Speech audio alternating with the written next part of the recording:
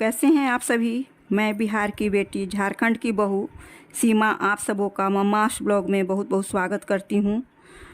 दोस्तों, तुलसी विवाह किस दिन है और तुलसी विवाह कैसे करना चाहिए, क्यों मनाया जाता है और इसका क्या महत्व है, कितने तारीख को तुलसी विवाह है, तो आइए इसके बारे में विस्तृत जानकारी आप लोगों के साथ शेयर करती हूँ।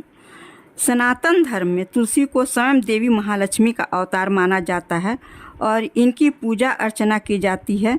तुलसी को दूसरे नाम विष्णु प्रिया से भी जाना जाता है। हर साल कार्तिक शुक्ल पक्ष की द्वादशी तिथि को तुलसी विवाह के रूप में मनाया जाता है। इस तिथि से एक दिन पूर्व को परवोर्धिनी एकादशी या देवउठनी एकादशी भी कहा जाता है। कुछ स्थानों पर यह 5 दिनों की अवधि के लिए मनाया जाता है, जो कार्तिक महीने की पूर्णिमा के दिन समाप्त हो जाता है। पूरे भारत में तुलसी विवाह विवाहित महिलाओं द्वारा अपने पति और परिवार के सदस्यों की भलाई के लिए किया जाता है। दिन जगत के पालनहार भगवान विष्णु योग निद्रा से जागते हैं।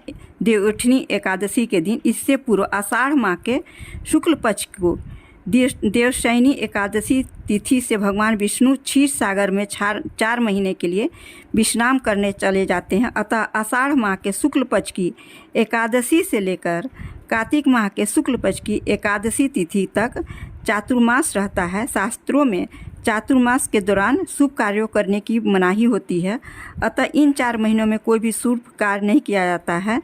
तो आइए जानते हैं देवउठनी एकादशी की शुभ मुहूर्त और तुलसी विवाह किस दिन है। तुलसी विवाह का शुभ मुहूर्त है 12 नवंबर को शाम 4:04 पर होगी, जो अगले दिन यानी 13 नवंबर को दोपहर 1:01 पर समाप्त होगी। उदया तिथि पड़ने के कारण तुलसी विवाह 13 नवंबर को मनाया जाएगा। कैसे किया जाता है तुलसी विवाह? इस दिन तुलसी विवाह के दिन सबसे पहले ब्रह्म मुहूर्त में उठकर स्नान आदि कर शंख और घंटानाद सहित मंत्र बोलते हुए भगवान विष्णु को जगाया जाता है। इसके बाद उनकी पूजा की जाती है। इस दिन शाम के समय घरों और मंदिरों में दिए जलाए जाते हैं और गोधूली वेला में सूर्यास्त के समय भगवान शालिग्राम और माता तुलसी का विवाह कराया जाता है। तुलसी विवाह का बहुत ही महत्व है। तुलसी विवाह करने से वैवाहिक जीवन में आ रही समस्याएं खत्म होती है। यदि किसी के विवाह में देरी हो रही है तो भी तुलसी विवाह से जल्दी विवाह के संयोग बनते हैं।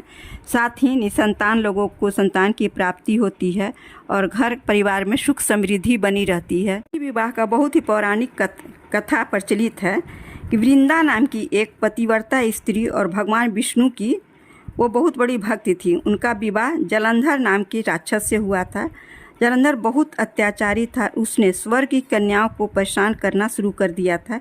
इस वजह से सभी देवी देवता परेशान हो गए थे और भगवान विष्णु के पास पहुँचे। उन्होंने भगवान विष्णु से जलंधर के आतंक को खत्म करने की प्रार्थना की। भगवान विष्णु ने जलंधर का वेश धारण किया और वृंदा की पतिव्रता नष्ट कर दी। वृंदा को जब भगवान विष्णु की माया का पता चला तो वह क्रुद्ध हो गई और उन्होंने भगवान विष्णु को काला पत्थर बनने का, शालिग्राम पत्थर बनने का श्राप दे दिया। वृंदा ने भगवान विष्णु को शाप मुक्त होकर समय आत्मदाह कर लिया। जब वृंदा भस्म हुई, वहाँ तुलसी का पौधा उग गया। वृंदा की मर्यादा और पवित्रता को बनाए रखने के लिए देवताओं ने भगवान विष्णु के शालिग्राम रूप का विवाह तुलसी से कराया। इसी घटना को याद करने के लिए प्रतिवर्ष कार्तिक शुक्ल एकादशी यानी देव परवोर्धिनी एकादशी के दिन तुलसी का विवाह शालिग्राम के साथ किया जाता है। यह बहुत ही पौराणिक कथा है। तुलसी विवाह में व्रत कथा पढ़ने का विशेष महत्व होता है। कोई भी पूजा व्रत कथा के बिना अधूरी मानी जाती है, तो कथा अवश्य ही सुनी जाती है या पढ़ी जाती है। ऐसी मान्यता है कि जिस घर में तुलसी होती है वहाँ यम के दूत भी असमय नहीं जा सकते। मृत्यु के कारण जिसके प्राण मंजरी रही तुलसी और गंगा जल मुख में रखकर निकल जाते हैं, वह पापों से मुक्त होकर वैकुंठ धाम को प्राप्त होता है। जो मनुष्य तुलसी व आंवला के छाया में अपने पितरों का श्राद्ध करता है, उसके पितर मोक्ष की प्राप्ति करते हैं। ये सब भी पौराणिक बातें हैं जो हमारे हिंदू धर्म में बहुत सालों से वर्षों से प्रचलित हैं।